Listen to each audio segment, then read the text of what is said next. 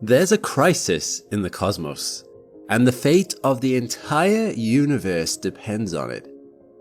We've known that we live in an expanding universe since 1929, when Edwin Hubble first proved galaxies are moving farther and farther apart as time goes on. This expansion has come to underpin our entire theory of cosmic evolution, from the Big Bang to the formation of galaxies. The key factor is the rate of the expansion of the universe, a value that has become known as the Hubble constant. We thought this value was pretty set, but now astronomers aren't so sure. Do we stand on the brink of a cosmic revolution? Or could it be that our entire model of the universe is wrong?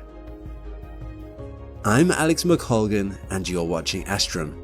Join me as we explore the crisis gripping cosmology, revealing how Hubble's greatest discovery has become one of today's most troublesome questions. For most of human history, the universe was small, or at least we thought it was. Some ancient civilizations imagined Earth to be flat and covered by a dome of stars. The sun and moon rose and set, and the constellations turned overhead.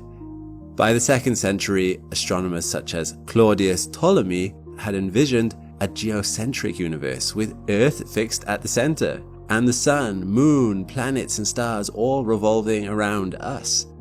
This would be the reigning model for more than 1,000 years, until the 1500s, when Nicolaus Copernicus proposed a heliocentric model, where our Earth was one of several planets circling the sun, a revolutionary idea. Fast forward to the 18th century, and William Herschel mapped some of the stars in our galaxy, the Milky Way, proving that it was a vast, disc-shaped system. As antiquated as it may sound now, astronomers debated for some time whether the Milky Way was the entire universe, or if it was in fact one of several island galaxies in a much larger cosmos.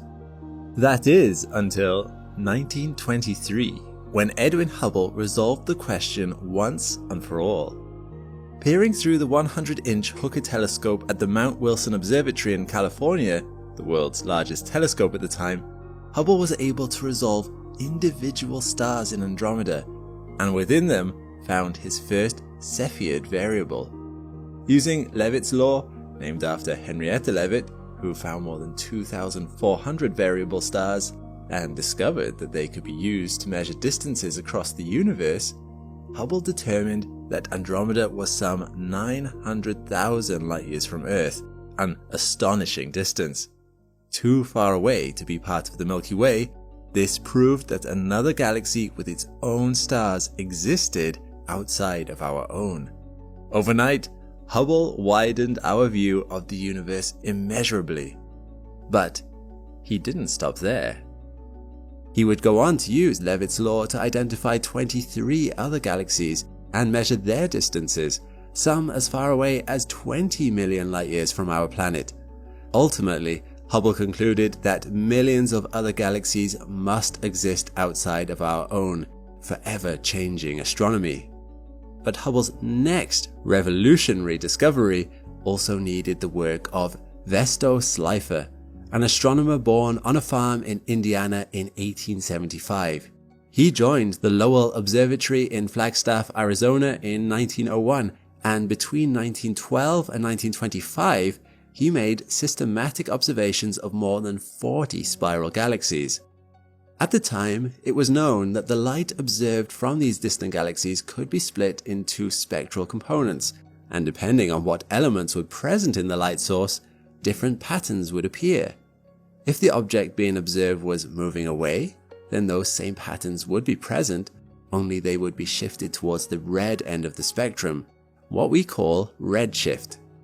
Through years of observation, Slipher found that nearly all galaxies appeared to be moving away from us, but at the time, he didn't have a way to measure the distances to these faraway bodies, let alone their velocity.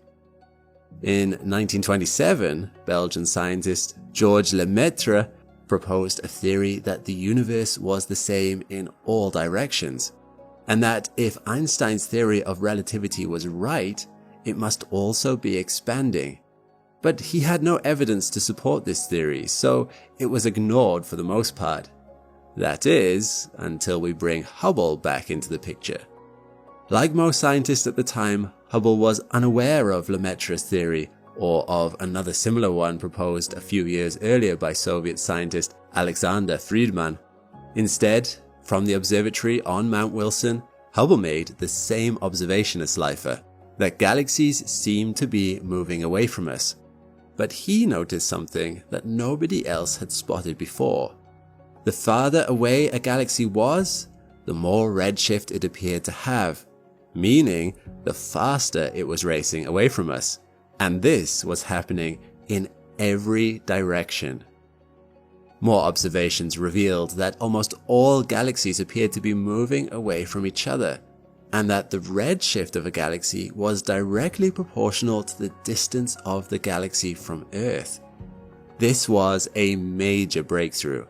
It meant that the universe must be expanding. Hubble announced his finding in 1929, and following its publication, it became supporting evidence for Lemaitre's expanding universe theory, which would become known as the Big Bang. Hubble's initial measurement of the rate of the expansion of the universe, which would become known as the Hubble constant, was roughly 160 kilometers per second per million light years.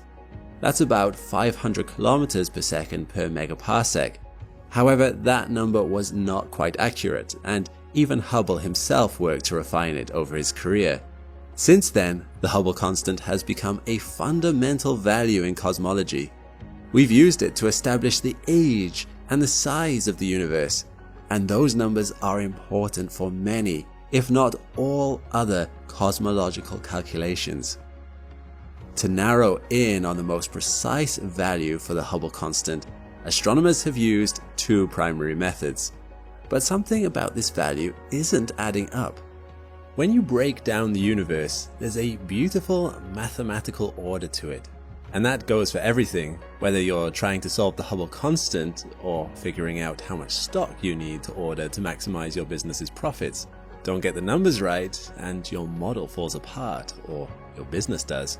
But what do we do when the numbers don't add up? You sharpen your skills. Say, through Brilliant, the sponsor of today's video. Brilliant is an online learning platform that doesn't lecture, but teaches you how to think. Each of its lessons are filled with hands-on interactive challenges, a method which is proven to be 6 times more effective at turning you into a problem-solving pro, as well as being more fun and engaging. Brilliant's maths courses help you know how to balance the equations when the numbers don't add up, exactly what you need to cut through an unruly Hubble tension. And there's something for everyone if you're experienced or a beginner. Give yourself a boost by giving Brilliant's thousands of 3 lessons on maths, science, programming, or more a try. Scan my QR code or follow the link brilliant.org/Astrum in the description. Doing so will even get you 20% off Brilliant's annual premium subscription for unlimited daily access. One way astronomers measure the Hubble constant is through additional observations of redshift. In other words, the same way Hubble made his initial discoveries. Known as the cosmic distance ladder, or late universe method, it measures the expansion as we see it now, billions of years after the Big Bang. The more examples of distant redshift that we're able to get, the more accurate the measurement should become. Over the years, this has refined the Hubble constant to approximately 73.5 kilometers per second per megaparsec, quite a bit less than Hubble's original value. The other way to measure the Hubble constant is through the early universe method, a newer technique that estimates the expansion by rewinding the clock back to the start. This relies on images of the cosmic microwave background, or CMB, an ancient microwave radiation, which is, essentially, a snapshot of the universe from about 380,000 years after the Big Bang.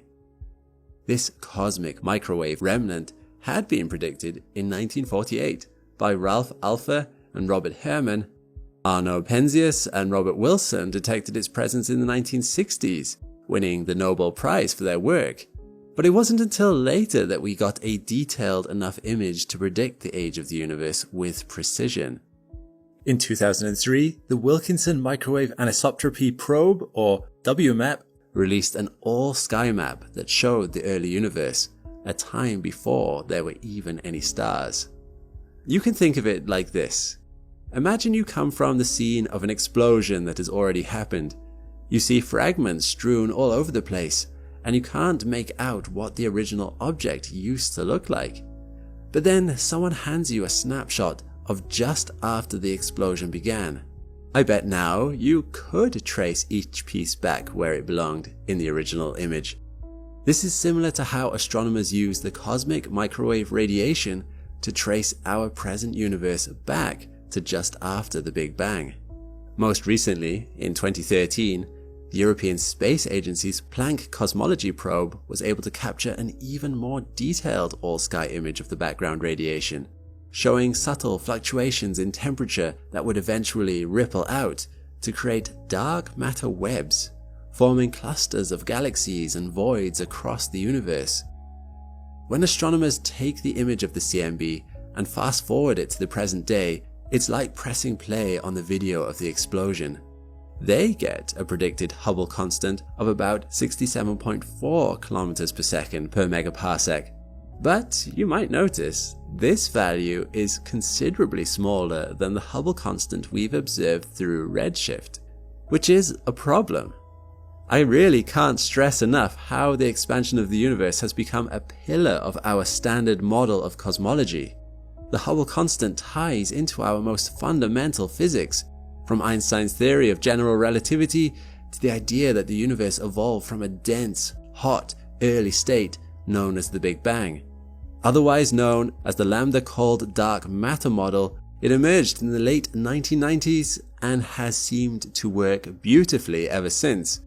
An important feature of this model is that scientists expected gravity to slow the expansion over time, but instead, they've actually found it's now speeding up. Thankfully, this didn't break the model. Something seems to be pushing space apart faster and faster, and we believe that something is dark energy. As the universe grows, dark energy's effect becomes stronger, causing galaxies to move away faster and making the Hubble constant, the rate of our universe's expansion, increase over time. Both methods of calculating the Hubble constant are meant to give us the current rate of expansion, so it's not this acceleration that's making the results differ. But how can we have one unified cosmological model with two different values for such a fundamental rate? This discrepancy has become known as the Hubble tension, not because it represents an actual tension force, but instead, probably because of all the atmosphere it creates at cosmologists' dinner parties. And to be honest, I get it. It could mean we've got our entire cosmological model wrong. It was thought that as more accurate data was collected, these two values would converge on one agreed value Hubble constant. But therein lies the problem. As we've gotten more recent, independent measurements of the redshift, the number isn't converging. Instead, the gap is being reinforced. One independent measurement came from mega-maser hosting galaxies. These have certain molecules like water vapor that can amplify microwave radiation near a black hole at the center of a galaxy. This can create a maser, which is like a laser but with microwave radiation instead of visible light. Megamasers are extremely powerful, and their microwave emissions can be mapped precisely using telescopes. That means they can be used to measure the mass of the black hole and give a very accurate geometric distance to their host galaxy, allowing us to calculate the Hubble constant with, presumably, a very accurate distance measurement. In 2020, astronomer D.W. Pesce and others used this method to measure a Hubble constant of 73.9 kilometers per second per megaparsec, with 95 to 99% confidence. In other words, they were very sure.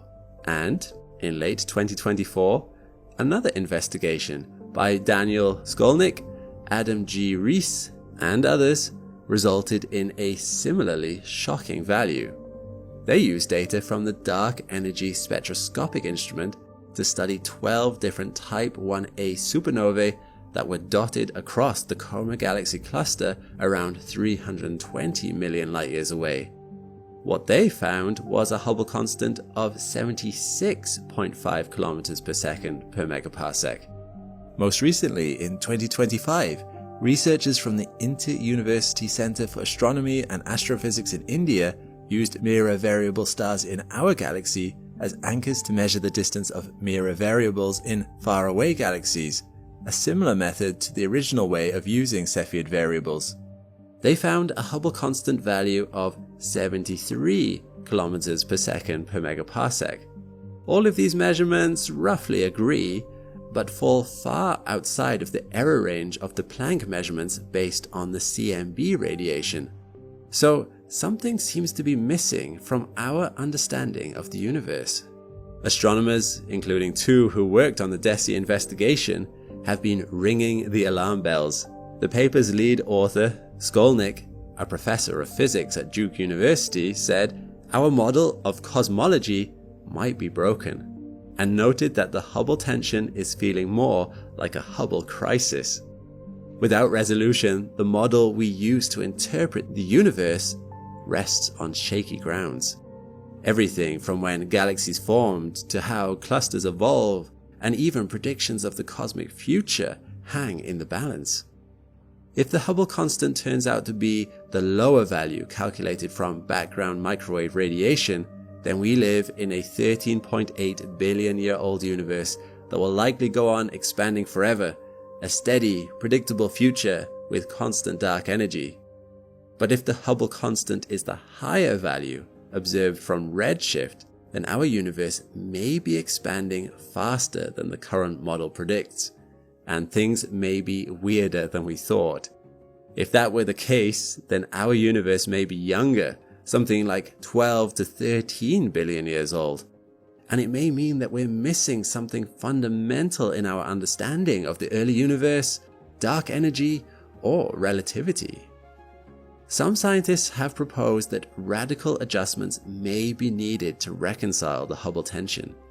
These proposed adjustments have included things like decaying dark matter or dark energy that varies over time, and scientists have even explored the idea of modifying the dark energy equation of state, representing what could be a change to general relativity itself, something that may force us to reevaluate our entire understanding of not just the cosmos, but also our very understanding of physics. But another recent idea has been gaining traction, one that could save our model of cosmology without needing to rewrite physics. And all it needs to work is a little spin. No, really. The 2025 paper suggests that perhaps we've missed a very slow rotation or spin of the universe. Published by Balázs Endre Zigeti, István Zapudi, Imre Ferenc Bána, and Gergely Gábor Banafoldi, the idea is that a very slow universal rotation once every 500 billion years would be slow enough to go undetected, but significant enough to affect how space has expanded over time. In fact, their preliminary calculations show that this slow spin could validate both values we have for the Hubble constant.